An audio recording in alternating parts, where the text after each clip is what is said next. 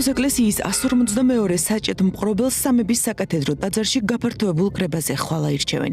შიო მესამე მუჯირი, იობ მეორე, აქიაშვილი ან გრიგოლ მეორე ბერბიჭაშვილი. ამ სამიდან რომელიმე საპატრიარქო ტახტს სიცოცხლის ბოლომდე დაიკავებს. თუმცა შესაძლოა ყოფილიყო სხვა ვარიანტებიც, რომ არა ფორმალური მოთხოვნების ზედმიწევნით მკაცრად გათვალისწინება და მეუფე ისაიასთვის დიპლომის, ხოლო მეუფე დანიელისთვის ასაკის გამო არჩევნებში მონაწილეობის შეზღუდვა.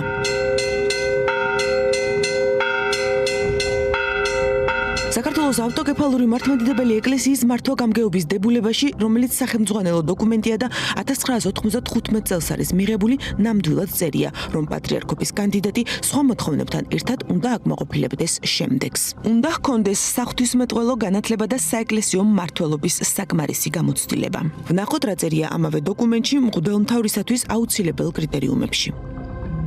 უნდა ჰქონდეს შესაფერისი საღვთისმეტყველო და საერო განათლება. ანუ, თუ პროცესს მკაცრად ფორმალისტურად გავყვებით და განათლებაში აუცილებლად დიპლომი იგულისხმება, სახელმძღვანელო დოკუმენტის მიხედვით, სანამ პატრიარქის კანდიდატობამდე მივასასულიერო პირი, მას იგივე დიპლომი მღვდელმთავრად გამორჩევისა და კურთხევისთვისაც ესაჭიროება. წმინდა სინოდის იმჟამინდელ შემადგენლობაშიც სავარაუდოა, რომ არსებობდა რამდენიმე ეპისკოპოსი, მღვდელმთავარი, რომელსაც ფორმალური თვალსაზრისით განათლება, ანუ დიპლომი შეიძლება არ ქონოდა, მაგრამ მან დაუჭირა მხარი იმ დებულებას.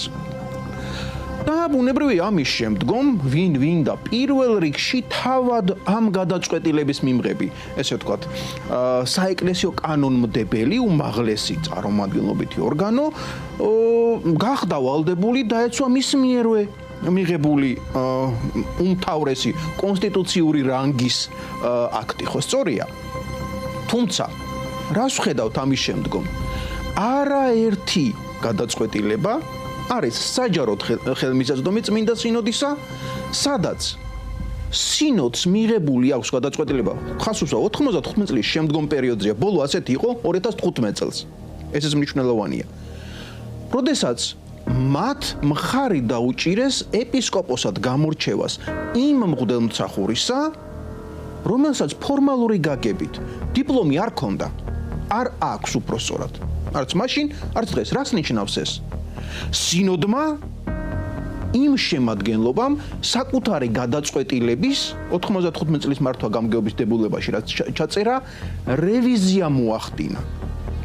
და მიუხედავად იმ ჩანაწერისა, თუ კი დიპლომს გულისხმობს ვინმე იმ ჩანაწერში, მიიღო უდიპლომო ეპისკოპოსის გამორჩევის გადაწყვეტილება. უმაღლესი გადაწყვეტილებაა.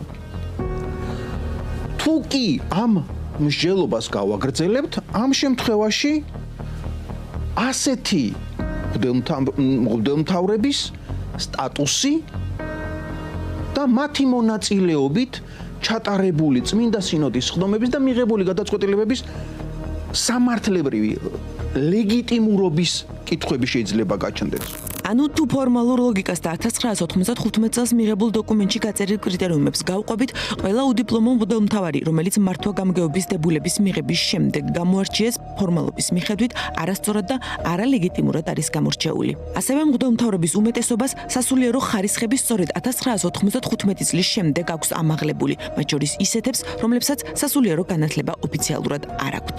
მე ყველას მიემართება, უნდა დაუსვან საკუთარ თავს კითხვა, ხო? გუში რომ ამ გადაწყვეტილებას ესე დაუჭირე მხარი, დღეს სხვაგვარად რატო ვიქცევი? თუ ამ კითხვაზე პასუხი არ არის, ამ შემთხვევაში, რა თქმა უნდა, საფუძვლიანია ვარაუდი, რომ ფორმალური მიდგომით სხვა მიზანი იქნა მიღწეული. მიმდინარე პროცესში სხვა მიზანი რა შეიძლება იყოს? მხოლოდ და მხოლოდ პატრიარქობის კანდიდატების შერჩევის პროცესი მიდის, ხო? შესაბამისად, ბუნებრივია კონკურენტებს შორის ვიღაცისთვის უპირატესობის მინიჭება. მხოლოდ და მხოლოდ, სხვა არაფერი. ოღონდ, ერთი რამ უნდა ვიცოდეთ ყველა. თუ კი დიპლომი არის მნიშვნელოვანი და ფორმალური გაგებით ვკითხულობთ დებულების ამ ჩანაწერს, ამ შემთხვევაში წმინდა სინოდის ყველა ის წევრი, რომელსაც დიპლომი არ აქვს, მაგრამ მღვდელმთავარი ანუ ეპისკოპოსია, ისინი სტატუსით ნაკვლულნი არიან, ესე ვიტყვი, ხო სწორია? იმავე დებულების მიხედვით. რა თქმა უნდა, იმიტომ რომ არ უნდა ყოფილიყვნენ გამორჩეულნი, ხო სწორია, მაშინ ესე გამოდის. თუ ისინი მღვდელმთავრები წმინდა სინოდის წევრები და ეპისკოპოსები, მთავარეპისკოპოსები არ არიან, მაგ შემთხვევაში მათი მონაწილეობით ჩატარებული ყველა კრება წმინდა სინოდისა და გადაწყვეტილებები, რომლებშიც ისინი იღებდნენ მონაწილეობას, ასევე საეჭვო ხდება, ხო სწორია? მათი საეკლესიო სამართლებრივი ძალმოსილება. მასშტაბი ძალიან დიდი შეიძლება იყოს. ერთ-ერთი ასეთი ბოლო შემთხვევა ნიკორწმინდელი ეპისკოპოსი ვახტანგ ლიპარტელიანია. ის 2015 წელს საქართველოს მართლმადიდებელი ეკლესიის წმინდა სინოდის სხდომაზე არჩეულ იქნა დაქვრივებულ ნიკორწმინდის კათედრაზე.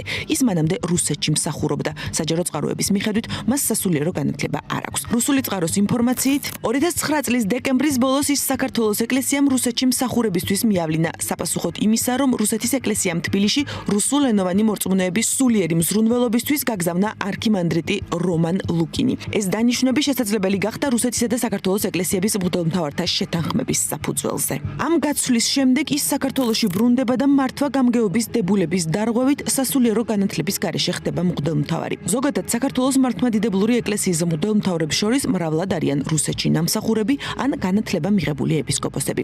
საპატრიარქოზე რუსული გავლენების შესახებ ხშირად და საფუძვლიანად საუბრობენ. საქართველოს საპატრიარქოს ამ დრომდე არ აქვს აღიარებული უკრაინის მართლმადიდებელი ეკლესიის ავტოკეფალია, რომლის მინიჭების შესახებაც ტომოს კონსტანტინოპოლის პატრიარქმა ხელი 2019 წელს მოაწერა. მართვა-გამგეობის დებულებას და ლეგიტიმაციის საკითხს დავუბრუნდეთ. თუ ფორმალიზმს მკაცრად გავყვებით და ზედმიწევნით დავიცავთ საქართველოს მართლმადიდებელი ეკლესიის მართვა-გამგეობის 1995 წელს მიღებულ დებულებას, ბევრი კითხვა შეიძლება გაჩნდეს და ბევრი გადაწყვეტილება დადგეს კითხვის ნიშნის ქვეშ. დებულებასთან შეუსაბამობაშია ეპარქიების რაოდენობაც. ამ დროისათვის 39 ეპარქია არსებობს, 39 ეპისკოპოსი, თუმცა დებულებაში ოფიციალურად მხოლოდ 27 არის აღრიცხული. ეპარქიას ხელმძღვანელობს ეპისკოპოსი, მღვდელმთავარი, რომელსაც წმინდა სინოდი გამოარჩევს. ხო სწორი? ანუ თუ ეპარქია არ არსებობს სამართლებრივი თვალსაზრისით, ვერც ეპისკოპოსი ვერ იქნება მისი სტატუსის მატარებელი, ხო სწორია? არ შეიძლება გამორჩეული იქნეს არ არსებული ერთეულის ხელმძღვანელი, ხო სწორია? სამოქალაქო ენაზე რო ვიმსჯელოთ. დღეს 29 წევრია სინოდში, ანუ 39 მღვდელმთავარია.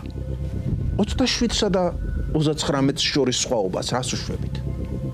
დღესაც რომ ავიღოთ წმინდა სინოდის წევრთა ტიტულატურები და მათი საეპისკოპოსოები და შევადაროთ მართვა-გამგეობის დებულებას, ნახავთ რომ ბევრი მათ შორის კანდიდატთაგან ვერ ხვდება ამ ჩამონათვალში. ანუ რას ნიშნავს? ფორმალურად თუ მიუდგებით, რადგან ეპარქია არ არსებობს, წმინდა სინოდის გადაწყვეტილება, რომელმაც არ არსებულ ეპარქიაში გამოარჩია მთავარეპისკოპოსი, სამართლებრივად საეჭვოა, ხო სწორია? და მაშინ კანდიდატი როგორ შეიძლება იყოს ესა თუ ის? ეპისკოპოსი შიო მუჯირი, რომელიც პატრიარქობის კანდიდატია, სენაკისა და ჩხოროწყუს მიტროპოლიტია. თუმცა ეს ეპარქია მართვა-გამგეობის დებულებაში ჩამოწერილ 27 ეპარქიას შორის არ არის.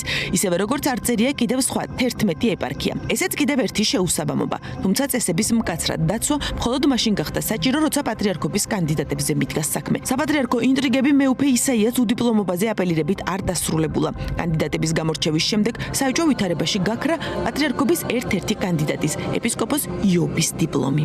მოპარულია დიპლომი და ახლა დღესდღეობით აღდგენილი არის უკვე. თუმცა ნამდვილად მოპარული არის, ეს შეგვიძლია ამიტომ მე ჩემი თვალით ვნახე, საერო დიპლომიც დაკარგულია და სასულიერო დიპლომი. ბოლოს ის ნახეთ, როდესაც მოისაკლეს ერთი წამი. როცა დამირეკეს საპატრიარქოდან, მეუფე თეოდორე მითხრა, რომ უნდა აუცილებლად წარმოადგინოთ თქვენი დიპლომი, სასულიერო სასწავლებლის დამთავრების დიპლომი და როცა მე წავედი, სადაც იყო და სადაც ვიცოდი, რომ იქ იყო, იქ აღარ იყო, აღარ დავხვდი. როგორ და სად გაუჩინარდა მისი დიპლომი, ამაზე პასუხი არ არის, თუმცა მოგვიანებით საკითხი მოგვარდა და სასულიერო აკადემიამ მეუფე იობის დიპლომით დაადასტურა. როგორც ჩანს, უდიპლომობა და ასაკის საკითხი ერთადერთი პრობლემა არ არის საპატრიარქოში. მეუფე იობი საგარეო ჩარევასა და რუის ურბნისის კრების მოწვევის საჭიროებაზე ამახვილებს ყურადღებას. მე ვფიქრობ, რომ ეს წესდება შესაძლებელი არის და ალბათ უნდა შევცვალოთ მომავალში, იმიტომ რომ ეს შეზღუდვები არ უნდა იყოს, არ სასულიერო დიპლომთან დაკავშირებით და არც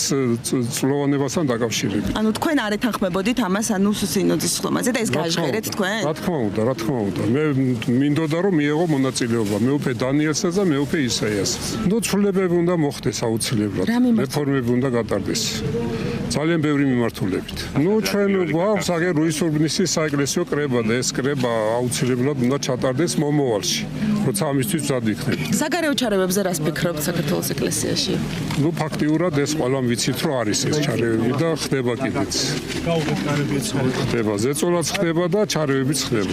პრობლემები სავარაუდოდ არც პატრიარქის არჩევის შემდეგ მოგვარდება. გამოსასწორებელ საკითხებზე მიანიშნებენ და წერენ საკუთარ ხედვებში პატრიარქობის კანდიდატები. მაღალი იერარქები და ხელისუფლების წარმომადგენლები ყველას მოუწოდებენ რომ არჩევნების პროცესში არ ჩაერიონ, თუმცა სამთავრობო პროპაგანდა გამოკვეთილად აშავებს მეუფე შიოს მოწინააღმდეგე მღვდელმთავრებს და ღიად უჭერს მხარს მის კანდიდატურას. აი, ყველანაირად რო ცდილობენ რომ აი, ოღონდ მეუფე შიო არ გახდეს პატრიარქი და რასაც უნდა იმას აკეთებენ რა. აი, რასაც უნდათ იმას იტყვია, ხო თქვით, რომ თილ საზოგადოება ხო შევთანხმდით, რომ არ ვაკეთებთ განცხადებებს ამასთან დაკავშირებით. მაინც გამოდიან საჯარო ეთერებში და მაინც ლაპარაკობენ რაღაცეებს რა. აი ხა ნახეთ, ერთი დევს კიდე პატრიარქის და იობის სურათს, რომ აი ორი უდიდესი ადამიანი ღუდუშაურის გვარიდან უწმინდესი და მეუფე იობი. რატო დებთ ამ სურათს?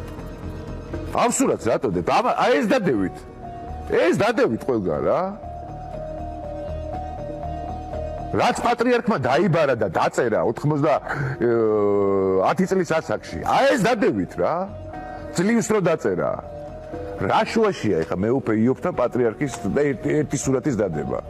ვინმეს გონიათ რომ უატყუებთ, თავბრუს დაახვევთ, თუ რას გააკეთებთ?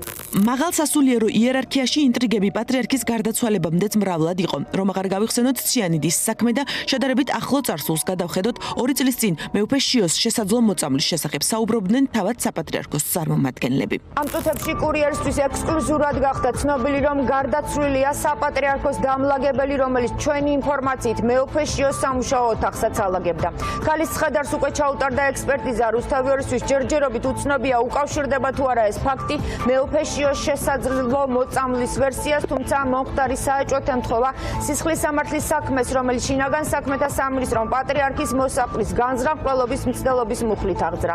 საუბარია სისხლში აღმოჩენილ მძიმე მეტალებზე. ამ საქმეზე გამოძიება დაიწყო, თუმცა რა შედეგი დასრულდა თუ არა უცნობია. ზოგადად მოწამვლის სკანდალი საპატრიარქოში საკმაოდ გავრცელებული პრაქტიკაა. საარჩევნო ციებ-ცხელება უკვე ბოლოში გავიდა და ვეღარაფერი შეიცვლება. თუმცა ფაქტია, რომ გადაწყვეტილებები სუბიექტურად იქნა მიღებული, რადგან თუ ფორმალიზმის ობიექტურ ლოგიკას გავყვებოდით, მაშინ ყველაფერი თავდაყირად დადგებოდა. გამოსავალი კი იყო პატრიარქის სიცოცხლეშივე არსებული სინოდის გადაწყვეტილებების ლოგიკას გაჰყოლოდნენ, რაც ნიშნავს, რომ არც მეუფე ისაიას და არც მეუფე დანიელს არანაირი ხელოვნური დაბრკოლება არ უნდა შეხვედროდათ კენჭისყრაში მონაწილეობისთვის. შეკითხვები, რომელიც საპირისპირო ქმედებამ გააჩინა, სავარაუდოდ სამუდამოდ პასუხგაუცემელი დარჩება. არა და ამ მასშტაბისა და ისტორიული მნიშვნელობის გადაწყვეტილებები ისე უნდა მიიღებოდეს, რომ მისი როგორც პროცესის ლეგიტიმურობის მიმართ არც მრევლს და არც მთელ საზოგადოებას კითხვები არ უნდა რჩებოდეს.